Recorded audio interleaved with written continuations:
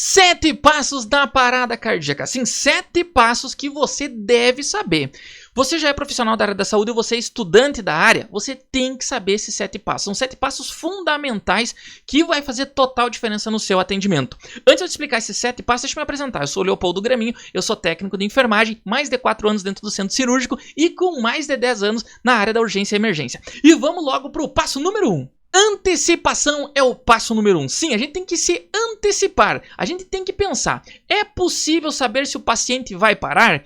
O que está sendo feito para que esse paciente não pare? E se parar, eu tenho tudo à mão para atender? Claro, a gente aqui está falando de uma situação dentro do ambiente hospitalar, dentro de uma sala de emergência.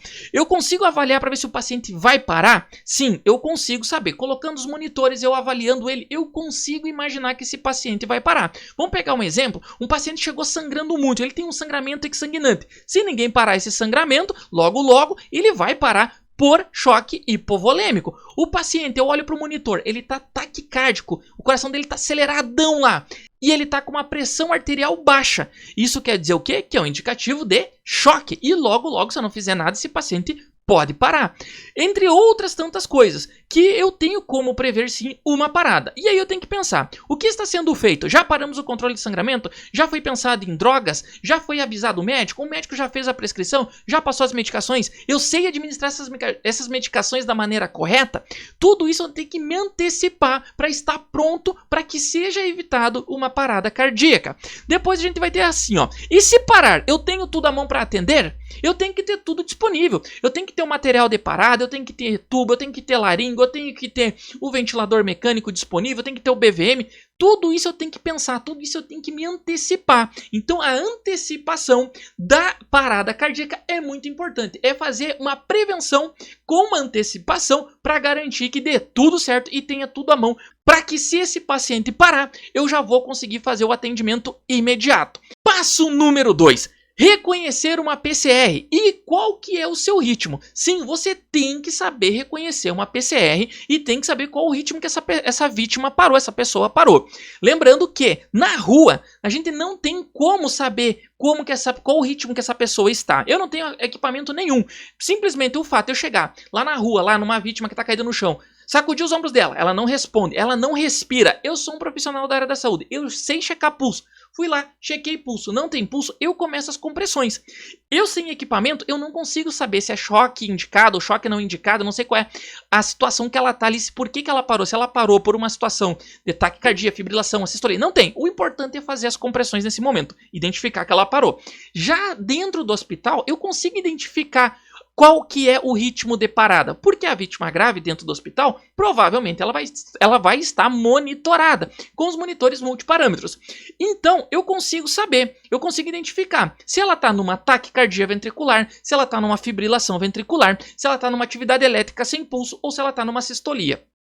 Por que é importante eu saber isso, Leopoldo?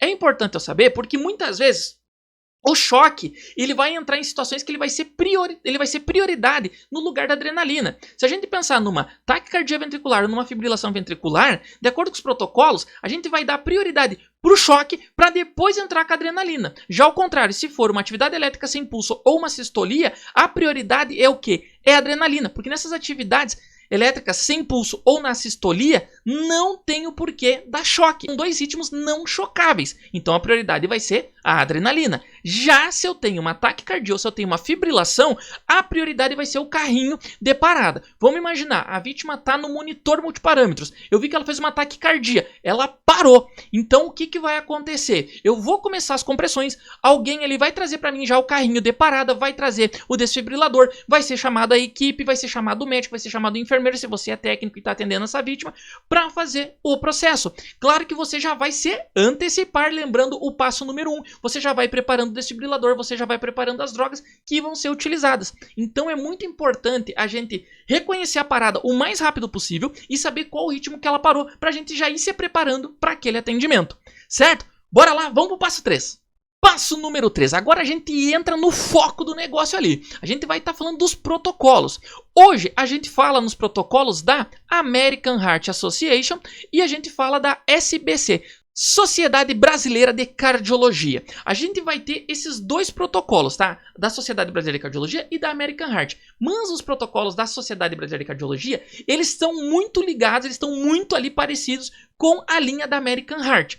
E aqui do lado eu trago para vocês aqui, ó, o protocolo aqui da American Heart, aonde fica bem claro para vocês olharem aqui que uma vítima que está numa parada cardíaca por fibrilação ou taquicardia, é indicado o choque antes mesmo da adrenalina, ao contrário de uma atividade elétrica sem pulso e de uma sistolia. Como vocês podem ver aqui no segundo item aqui do nosso diagrama, que fala da adrenalina e não se usa choque. Por isso que é importante saber o protocolo. O que a gente vai fazer quando a pessoa ela está numa parada cardíaca e a vítima está entubada? Se ela está entubada, são compressões contínuas, né, e ventilações a cada 6 segundos, uma ventilação no ambu.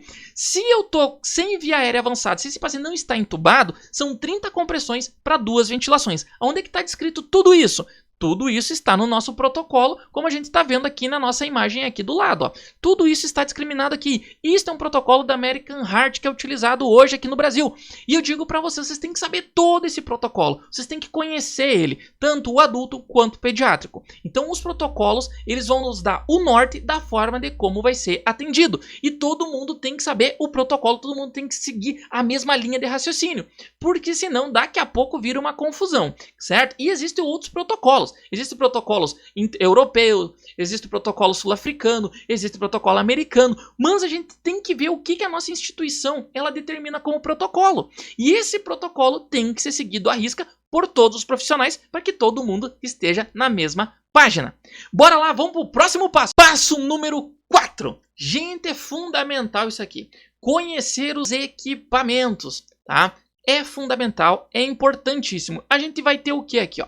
Quando a gente fala lá dentro do hospital, para você que é técnico de enfermagem, para você que é enfermeiro, que atua na CTI, no centro cirúrgico, na sala de emergência, a gente vai ter 2 equipamentos. Acompanhe aqui comigo aqui na tela, olha só. A gente vai ter 2 equipamentos. A gente vai ter o monitor multiparâmetros, paciente grave chega ali na sala de emergência, ou na UTI, ou no centro cirúrgico, e a gente vai estar colocando ali os monitores, né? A gente vai estar colocando o aparelho de pressão arterial, a gente vai estar colocando o oxímetro, a gente vai estar ligando os eletrodos para a gente ver o ritmo cardíaco dessa vítima. E aqui a gente tem um exemplo do monitor multiparâmetros. Eu tenho que saber como que esse monitor funciona, se ele está ligado da forma correta, se os eletrodos estão ligados da forma correta. Os monitores multiparâmetros, eles têm 2 padrões. Eles têm o padrão American Heart e tem o padrão eles têm o padrão americano e o padrão europeu. E isto muda na cor dos eletrodos. A gente tem aquele eletrodo, o verde e o amarelo, e do outro lado a gente tem o vermelho e o preto, como a gente vai ter a outra sequência diferente, que é uma sequência que é o branco e o verde, vermelho e o preto, e aí cada um é de um protocolo, de um sistema diferente. Eu tenho que saber qual que esse monitor está sendo usado para chegar na hora e eu não colocar ao contrário. O meu monitor, ele trabalha em qual padrão? No americano ou no europeu? Eu tenho que saber isso. Aí eu tenho o meu aparelho aqui, ó, eu tenho o meu desfibrilador. Quem é que vai desfibrilar o paciente? Enfermeiros treinados e médico. Existe uma resolução já hoje do Corém, onde os enfermeiros podem desfibrilar. E aí o que acontece? Ah, Leopoldo, mas eu sou técnico de enfermagem, meu enfermeiro não sei onde é que tá, o paciente aqui tá parado. Alguns desfibriladores, como este aqui, ele tem o modo DEA. Sim, ele tem aqui, ó, você vira esse botão e coloca no modo DEA. E aí, no modo DEA, você pode estar utilizando ele. Você não precisa ser enfermeiro ou ser médico, desde que ele esteja no modo DEA, para você estar utilizando esse aparelho. Mas não é todos que tem, certo? Você tem que saber ligar, você tem que saber usar, você tem que saber testar esse equipamento. Se não chega na hora, meu amigo, você vai usar lá na sua vítima, você não sabe como é que liga, você não sabe como é que troca as pás. Daqui a pouco, esse modelo chegou agora lá na unidade onde você trabalha, deixar lá no canto, tá ali, você precisar, tá ali, mas ninguém nunca foi ler o manual. Então você tem que conhecer, você tem que saber como é que esses aparelhos funcionam. Tanto o monitor multiparâmetro quanto o desfibrilador. É extremamente importante saber como que funciona, como que os cabos são ligados, até mesmo para evitar um problema, como a gente tem, né, o protocolo cagada, cabo ganho e derivação, que muitas vezes o paciente está numa assistolia, só que daí quando você vai ver, o cabo desconectou, ou o cabo está quebrado, ou a derivação está errada, ou algum ajuste no monitor está errado e o paciente não estava parado, mas sim o aparelho estava errado. Então, muito cuidado, conheça os equipamentos que você utiliza, certo? Nesse passo a gente vai estar falando de dominar as medicações. Sim, você tem que dominar algumas medicações, tá? E essas aqui são fundamentais que eu vou mostrar aqui para você, ó. Quais que são essas medicações fundamentais que a gente tem que conhecer, a gente tem que saber utilizar elas? Drogas como adrenalina, amiodarona, lidocaína, noradrenalina, midazolam e fentanil. É importantíssimo que você conheça essas drogas, tá? Vou explicar um pouquinho delas aqui para vocês, ó. A adrenalina vai ser a droga que vai ser utilizada principalmente, né, já vai indicar ali, não precisa nem dar choque no paciente para utilizar numa assistolia ou atividade elétrica sem pulso. A adrenalina é a primeira opção, vai ser feito lá na veia do paciente, o paciente vai ter que pegar um acesso, ou vai ser no intraósseo, ou até mesmo em algumas situações de emergência pelo tubo, pode ser feita adrenalina, que é uma droga, é a droga prioritária na questão da parada cardíaca. A gente vai ter a amiodarona, que é para corrigir o ritmo cardíaco quando ela tem fibrilação ou taquicardia. A mesma coisa pode ser também utilizada a lidocaína para a questão do ritmo, quando ela está numa taquicardia ou numa fibrilação. E aí a gente vai ter noradrenalina, midazolam e fentanil. Por que dessas drogas? São usadas na parada cardíaca? Não, mas são usadas no pós-parada, tá? O paciente recuperou, voltou ao ritmo. Muitas vezes o médico vai utilizar uma noradrenalina. Ele vai utilizar midazolam e fentanil. Midazolam para manter o paciente sedado, fentanil para o paciente não sentir dor e a noradrenalina para dar o combustível para o coração. A noradrenalina ela é um pouco mais fraca que a adrenalina. Então ela vai ser infundida numa bomba de infusão, tanto ela quanto o midazolam quanto o fentanil, para manter esse paciente sedado e ainda vai ter ali a noradrenalina para dar força para manter esse coração batendo e se recuperando, dando força para ele, porque ele sozinho ele não vai conseguir. Então isso a gente já tá falando dessas últimas 3 medicações aqui, ó, numa pós-parada. Mas na parada, a prioridade, as principais medicações que você vai ver, vai ser a adrenalina, a amiodarona e lidocaína. Essas medicações você tem que conhecer, você tem que saber assim, ó, de olho fechado, usar elas e as dosagens certas delas, certo? Vamos lá, vamos pro próximo passo. Algo que é fundamental você saber, você que trabalha dentro do hospital, ramais ou canal de emergência. Sim, você está lá, você e só seu colega lá no plantão, o paciente entrou em parada, tá só vocês dois lá, vocês têm que chamar ajuda. Então é fundamental saber os ramais. Você tá dentro da emergência, você tá lá na sala no posto de enfermagem, chamaram você lá no quarto, ó, liga lá pro ramal tal, pra mandar vir o médico, pra mandar vir o enfermeiro, porque muitas vezes a gente sabe que nem sempre o médico vai estar ali, nem sempre o enfermeiro vai estar ali. Então você precisa chamar essas pessoas. E é importantíssimo você saber os ramais e o canal, né? Daqui a pouco você trabalha com rádio, você trabalha na ambulância, você tá numa ambulância de suporte básico e aí eu preciso chamar a avançada. Qual que é o canal do rádio lá que eu posso chamar a equipe ou chamar uma outra ambulância? Tem um canal específico para isso? Como também tem código azul em alguns hospitais, ou tem um botão que você bate ali e aí vai estar disparando um alarme e vai ter uma equipe treinada só para atender parada cardíaca dentro do hospital. Isso é o sonho que a gente quer para todos os hospitais, mas a gente sabe que isso é uma realidade muito distante na maioria dos hospitais, infelizmente, mas existem mecanismos de chamar ajuda e é importante que você saiba os ramais. Qual ramal que eu vou ligar para chamar o médico que está de plantão aqui? Qual que é o canal que eu vou chamar a ambulância avançada? Tudo isso eu tenho que saber e é extremamente importante. Bora falar do último passo, o passo número 7, que é o quê? Estar sempre atento a tudo o que acontece na sua volta. Sim, você tem que estar atento. Você está atendendo uma parada, tá a equipe ali, tá o médico, tem 2, 3 técnicos, tem o enfermeiro fazendo medicações.